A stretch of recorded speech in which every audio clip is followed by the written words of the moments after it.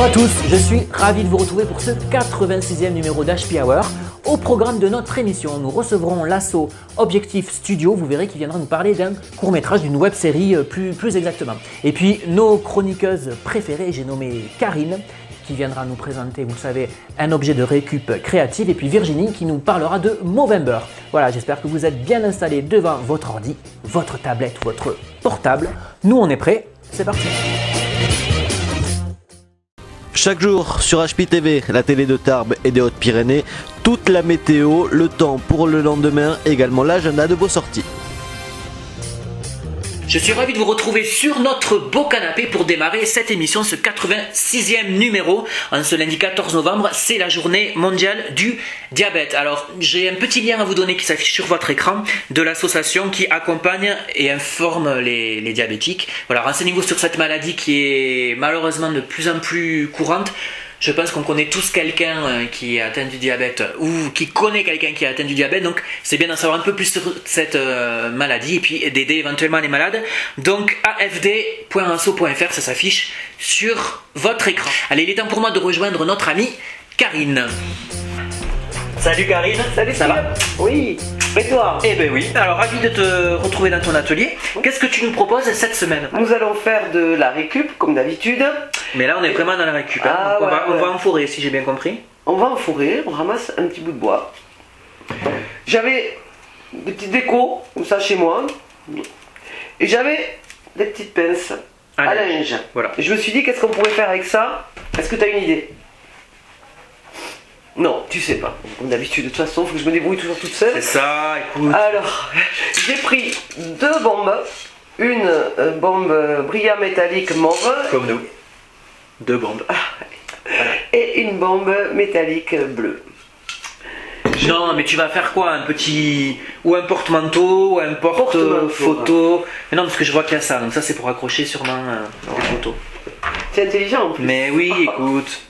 Donc on va bomber en mauve notre branche. Ok. Attention, on va bomber à l'extérieur. Surtout pas dans une pièce confinée. Et nous allons bomber nos petites décos en bleu. D'accord. Nous allons entourer notre décoration autour de notre branche avec le pistolet. Le fameux pistolet à colle. Oui, faire attention de ne pas se brûler. Ouais. Très dangereux si vous faites l'activité avec des enfants.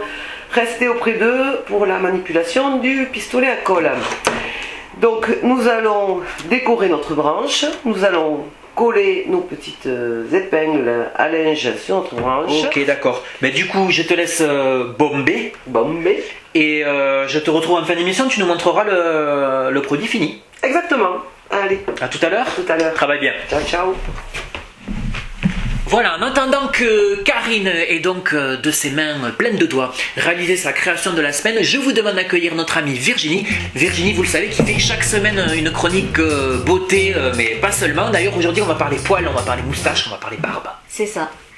Alors, je rappelle aux messieurs qu'on est en plein mois de novembre, et novembre, c'est Movember, qui a commencé le 1er, qui se termine à la fin du mois. Mais alors, qu'est-ce que c'est, Movember, en fait? Alors, c'est pour lutter contre les maladies masculines en récoltant des dons. Donc, les maladies masculines, pardon, on parle de cancer de la prostate, par notamment, exemple, enfin d'autres aussi. Voilà, mais voilà, des choses comme ça. Donc, le principe du Movember, c'est on se rase le premier du mois.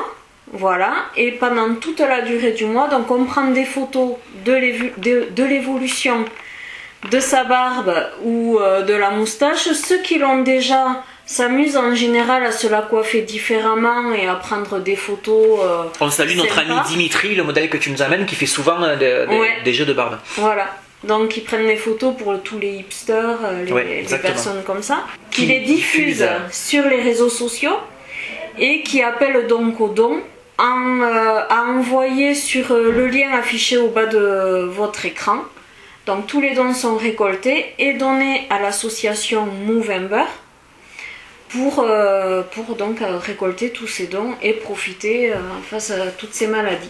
Ok, c'est vrai que grâce à toi, HP Hour soutient le mouvement Movember depuis l'année dernière. Et d'ailleurs, vous verrez notre petite icône, notre Joconde fétiche, aura revêtu une barbe ou une moustache. Vous le découvrirez sur notre page Facebook dont l'adresse s'affiche sur votre écran. Allez, tout de suite, en parlant de barbe, en parlant de poils et de virilité, on va accueillir nos invités de la semaine. Il s'agit de l'équipe d'Objectif Studio qu'on accueille sur HP Hour avec mon amie Virginie qui a complètement changé de place. On accueille Cédric, Steve, Margot et Emeric qui nous rejoignent et qui s'installent. Bienvenue à tous. Merci. Alors la première question que tout le monde se pose, c'est qu'est-ce que c'est Objectif Studio? C'est une association de courts-métrages. Voilà, on fait des courts-métrages. Alors on a lancé une série qui s'appelle Island City. Voilà. Et on va faire aussi des petits courts-métrages rigolos, moins rigolos. En tout genre. En tout genre. Touche voilà. un petit peu à tout. Peut-être qu'on peut parler de votre rôle chacun au sein de l'asso. Donc toi tu es actrice. Oui.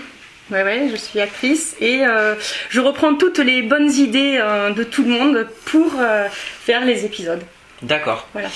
Et toi Steve, donc je pense que quand même on peut dire que c'est certainement le meilleur du groupe parce que quand on s'appelle Steve évidemment, ça ne peut être qu'un atout dans cette équipe. Je crois que voilà. Et donc quel est ton rôle Donc d'être le meilleur, voilà. Ce qui est déjà énorme. Voilà. Non, je suis acteur, principalement. Après je donne des idées à Margot, parce que maintenant on a compris qu'il fallait donner des idées à Margot, elle filtre.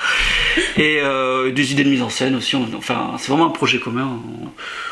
Voilà, il faut juste qu'on arrive à synthétiser tout ça et puis et à me canaliser. Et voilà, c'est ça. Et donc j'enchaîne avec Cédric. Montage donc et cadreur, donc je m'occupe absolument pas du scénario. Ça m'intéresse pas spécialement, je préfère laisser faire tout ça. Là ça grouille d'idées et puis Margot synthétise donc c'est très bien. Et puis moi j'ai trouvé ma place donc en tant que monteur. Donc d'accord, c'est parfait. Très bien, et on finit avec Emeric. Moi je suis à la base de tout. Moi je suis cadreur et je joue un peu dedans mais je fais un petit rôle. Mais après moi je suis vraiment que cadreur. D'accord. Alors je peux l'aider un petit peu aussi des fois au montage mais c'est vraiment... C'est très généreux. Voilà. On est passé directement à la présentation de l'équipe, mais c'est vrai qu'on n'a pas précisé, peut-être pour les gens qui nous regardent, qui sont un peu âgés, ou pour Virginie, ce qu'est une web série. Voilà, quelle est la différence avec une série traditionnelle? Quels en sont les codes? Est-ce que vous pouvez nous expliquer un peu pour les gens qui nous regardent? Sur une web série, c'est vraiment c'est un format court, comme il disait, c'est maximum 10 minutes on va dire. Et c'est sur Facebook, sur YouTube, sur Dailymotion, enfin sur vraiment tout ce qui est réseaux sociaux.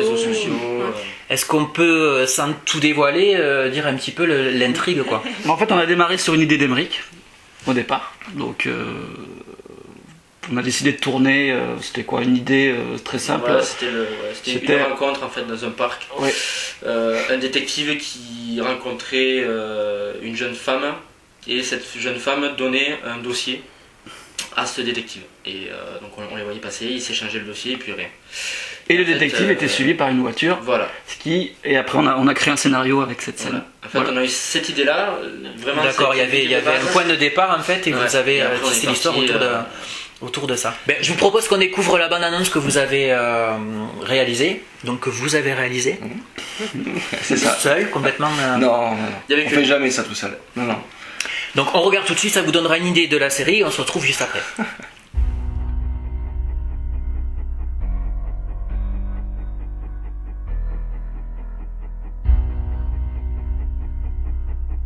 Je m'appelle Luis Matargo.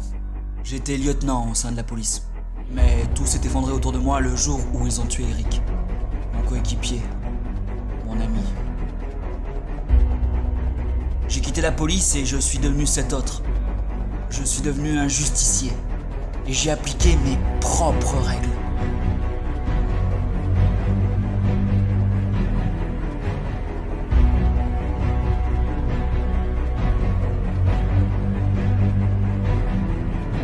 Madame, monsieur, bonjour. Une édition spéciale pour revenir sur le meurtre de l'adjoint au maire de la ville d'Island, similaire aux 3 précédents. D'après nos informations, le même mode opérateur a été constaté, mais sans aucune preuve pour l'instant ne pouvant attester d'un seul et unique tueur.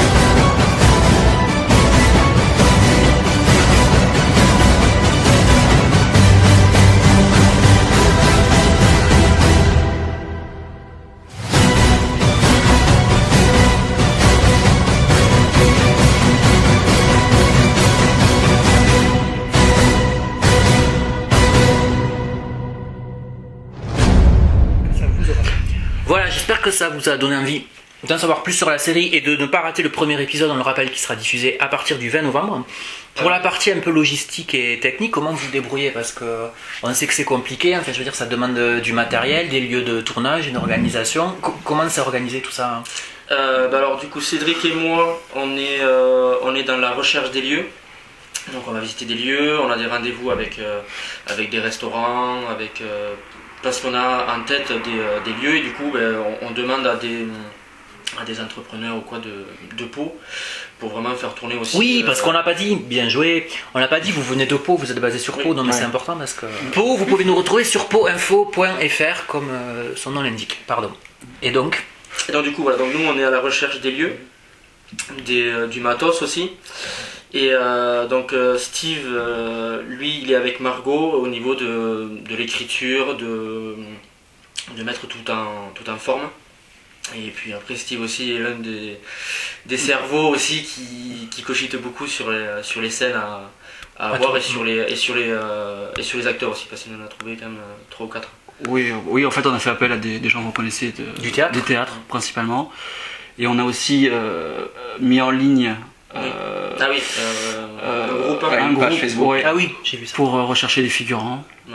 Vous avez le lien qui comédiens. s'inscrit en bas de votre écran. Voilà, et donc en fait, le principe aussi c'est de rencontrer du monde. Et de partager. Ouais, voilà. De partager aussi ce qu'on fait. Nous en fait on le fait vraiment pour nous, et après on aime aussi partager aux gens et montrer ce qu'on fait. Et pour avoir des critiques positives ou négatives, pour qu'on progresse et pour qu'on continue sur...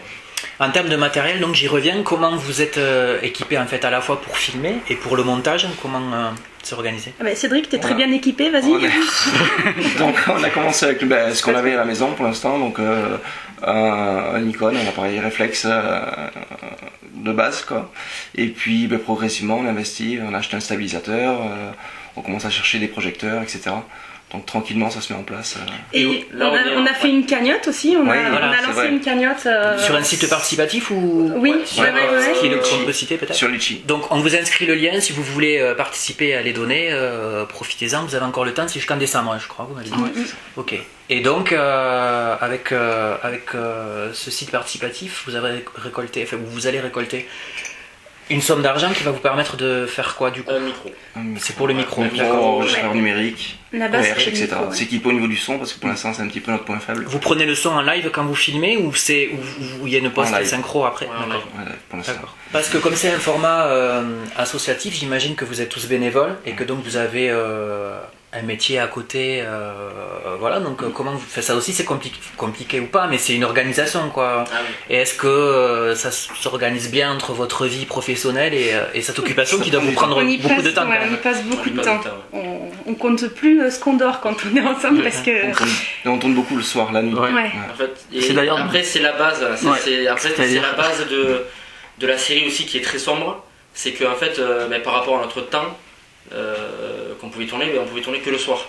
Donc ça tombait bien finalement parce que c'est cohérent avec l'histoire. Ça nous a lancé aussi sur un truc d'une série très très sombre et dans une ville et que du coup c'est dans Pau, mais qu'on reconnaît pas parce que c'est oui, parce que moi j'ai vu les 2 teasers et effectivement ouais non mais c'est vrai que ça pourrait se situer même d'ailleurs pas en France. C'est ce qu'on nous on essaie de faire, c'est pour ça que ça a marché complètement sur moi. On a recherché parce que même tous les noms qu'on a lancés, on cherche à que ça fasse pas donc trop cliché un John ou quoi, mais ou Steve, mais bon ça c'est... Ouais, on a évité. J'étais un cliché à naissance déjà. Je connais ça. Mais voilà, que ça tourne à Pau, mais qu'on arrive à dissocier la ville de la web-série et que du coup on se dit putain c'est fait à Pau, mais voilà. Ok. Alors vous me parlez aussi hors antenne d'autres vidéos sur lesquelles vous travaillez en dehors de cette web série. Vous pouvez nous dire ce que c'est et pourquoi aussi il y a ce travail en parallèle? Ça c'est la grande idée des deux. En fait je pense que ça rejoint notre idée de départ parce que c'était ça l'idée de départ, c'est qu'on voulait avec Margot tourner des sketchs en fait face à la caméra, donc on savait pas encore le format qu'on voulait adopter. Donc là je crois qu'il y en a un qui va sortir en décembre, si je ne m'abuse. Pour le 20 décembre, ça sera un court métrage, on va dire, d'une idée de Margot, elle a écrit, elle a pensé. Mais cette Margot est formidable. Mais c'est fou. On n'a pas qu'elle a sinon. Mais je vois bien. Et donc du coup c'est sur Noël, donc ce sera sur le thème de Noël. Et du coup en octobre dernier on a sorti aussi du coup pour Halloween. Halloween, c'est ça. Et après on a plusieurs idées. Ce qu'il y a de bien avec ces mini-métrages, c'est qu'on n'est pas obligé de tous être là tout le temps. Par rapport à nos métiers à côté, on ne peut pas tout le temps se voir. Donc on se voit pour Island City qui prend beaucoup de temps. Et avec ça, on peut donner de la matière aux spectateurs et on peut ne pas tout le temps être là. Donc ça nous bloque beaucoup moins. Voilà. Et ça, c'était un joker qu'on cherchait pour continuer, pour avancer. Sur l'écriture, c'est ce qu'on pense aussi. C'est où on peut le faire, les moyens qu'on peut avoir, les acteurs qu'on peut avoir avec nous, les figurants aussi. Là on est en train de chercher de la figuration, à peu près une 30-35 figurants. Oui, donc c'est pas rien. Voilà, donc du coup c'est des trucs qu'on réfléchit et qu'on organise au fur et à mesure. Justement, si vous voulez aider l'équipe d'Objectif Studio, vous pouvez les contacter aux coordonnées qui s'inscrivent en bas de votre écran, que ce soit donc si vous êtes figurant et que vous cherchez une fiction dans laquelle vous épanouir, vous participer, les mots les plus simples sont parfois les meilleurs, ou alors si vous voulez, on l'a dit tout à l'heure avec le site participatif, pouvoir apporter une contribution, n'hésitez pas. Et puis j'espère que vous nous ferez part de l'avancée de vos projets et que vous reviendrez quand vous voulez dans l'émission. En ce qui me concerne, je vais aller retrouver notre amie Karine. Vous rappelez que j'ai abandonné en début d'émission, qui est en train de nous réaliser sa création d'objets recyclés. Merci pour ton aide. Mais qu'est-ce qu'on ferait sans toi? C'est un petit peu comme Margot. C'est un petit peu ça. Allez, j'y vais, à bientôt. Merci beaucoup. Au revoir, Virginie. À plus. Et comme promis, je viens voir le résultat. Karine, on va conclure cette émission ensemble. Alors, une fois bombé, ah oui, on retrouve effectivement ta branche. Ma branche, et on s'en sert de porte-carte, de porte-menu, tu peux t'en servir comme chemin de table. Oui, exactement, quelle bonne idée. Nos fêtes de fin d'année. Mais oui, parce que c'est bientôt les fêtes. Donc si vous voulez vous aussi reproduire cet objet, reprenez la chronique de début d'émission pour voir les différentes étapes, et puis n'hésitez pas à nous poser des questions sur la page Facebook de l'émission. Merci beaucoup, Karine. Avec plaisir. Et puis nous, on va se quitter et se retrouver la semaine prochaine. Nous aurons comme invité David Bézian du Tarbes Geek Festival. Vous savez qu'il aura lieu le 3 décembre prochain. On en parlera avec lui la semaine prochaine. Bonne semaine. Bonne semaine. À la semaine prochaine. Salut.